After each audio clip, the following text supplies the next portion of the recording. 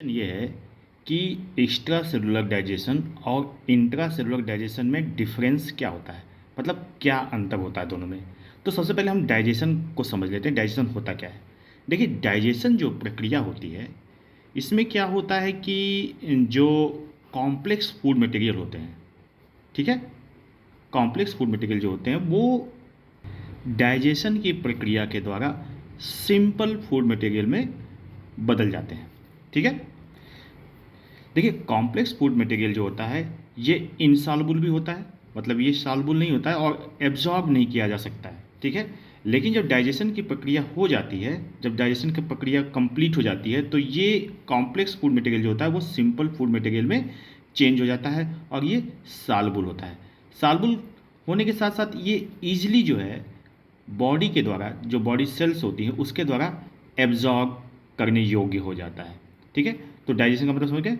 The complex and insoluble food material break down into the simple and soluble food material. ठीक है। अब हम आ जाते हैं सवाल के मुख्य बिंदु पर कि इंट्रासेलुलर और एक्स्ट्रा सेलुलर डाइजेशन में अंतर क्या होता है। देखिए, जो इंट्रासेलुलर डाइजेशन होता है ये सेल के अंदर होता है। जैसे मान लीजिए ये सेल है, ठीक है, अमीबा का सेल आपने देखा होगा। तो जो फूड मटेरियल होता है वो इनके अंदर विभिन्न विधियों के द्वारा जाता है, चाहे वो स्यूडोपोडिया के द्वारा जाता है, चाहे वो स्यूडो आर्म्स बनते हैं उसके द्वारा ये फूड मटेरियल अंदर की तरफ ले लिया जाता है। जब ये फूड मटेरियल अंदर की तरफ ले लिया जाता है, ये फूड अंदर की तरफ चला गया, ठीक है, तो ये जो वैक्यूल होता है इसको हम फूड वैक्यूल बोलते हैं, फूड वैक्यूल बोलते हैं। ठीक है। अब क्या होता है कि जो चारों तरफ इसके साइटोप्लाज्म है इसमें से एंजाइम, डाइजेस्टिव एंजाइम जो होता है इस फूड वैक्यूल के अंदर छोड़ा जाता है। ठीक है। ताकि ये जो कॉम्प्लेक्स फूड मटेरियल है वो डाइजेस्ट होने लगे, ब्रेक डाउन होने लगे। तो ये ब्रेक डाउन होकर डाइजेस्ट हो जाता है और सॉल्युबल हो जाता है।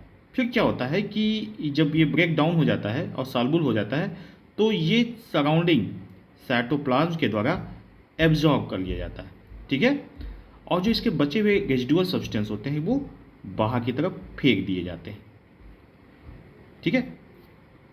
जबकि एक्स्ट्रा सेलुलर में क्या होता है, एक्स्ट्रा सेलुलर में फूड मटेरियल जो होता है इनगल्फ किया जाता है। ठीक है। माउथ के अंदर जाता है।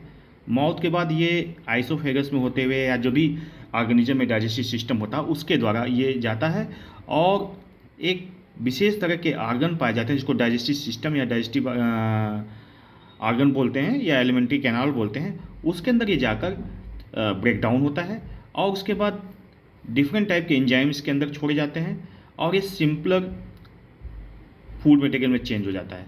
फिर उसके बाद ये इसी जो एलिमेंट्री कैनाल्स की वॉल होती है उसके द्वारा ये एब्जॉर्ब कर लिया जाता है।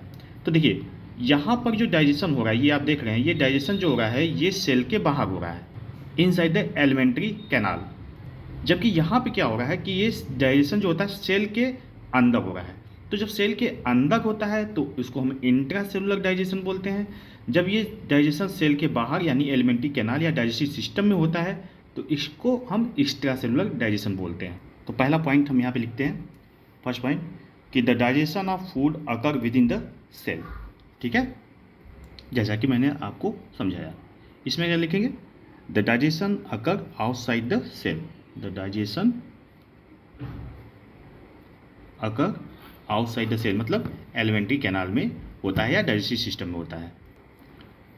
In the cavity of alimentary canal. अब देखिए, इसमें जो इंट्रासेलुलर डाइजेशन में जो डाइजेस्टिव एंजाइम होते हैं वो साइटोप्लाज्म से निकलकर फूड वैक्यूल में सिक्रीट होते हैं। ठीक है।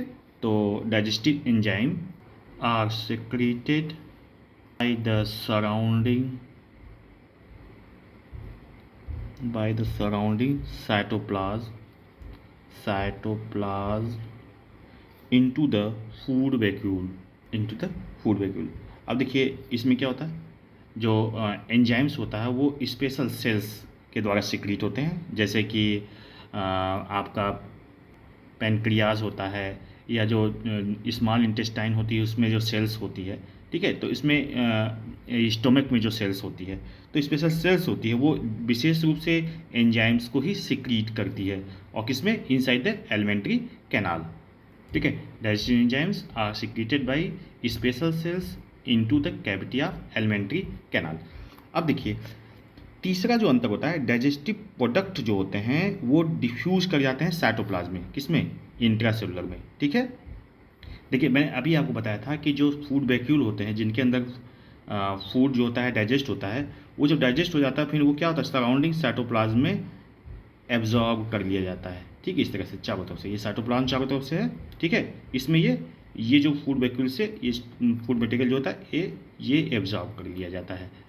जबकि इसमें क्या होता है, इसमें इंटेस्टाइन की वाल के द्वारा डाइजेस्टेड फूड मटेरियल जो होता है, जो फूड मटेरियल डाइजेस्ट हो गया रहता है, वो एब्जॉर्ब कर लिया जाता है। ठीक है, तो यहाँ पे लिखा जाएगा the intestinal wall into the various part of the intestinal wall into the various part of the body.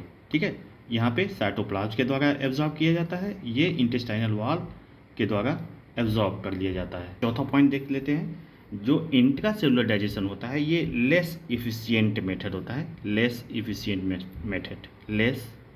Method, जबकि ये क्या होता है, ये मोर इफिशियंट मेथड होता है। ठीक है, मोर इफिशियंट मेथड। देखिए इंट्रा सेलुलर जो डाइजेशन होता है ये ज़्यादातर यूनिसेलुलर ऑर्गेनिज्म होता है, जैसे अमीबा में हुआ, प्रोटिस्टा में हुआ। ठीक है, take place in unicellular organism.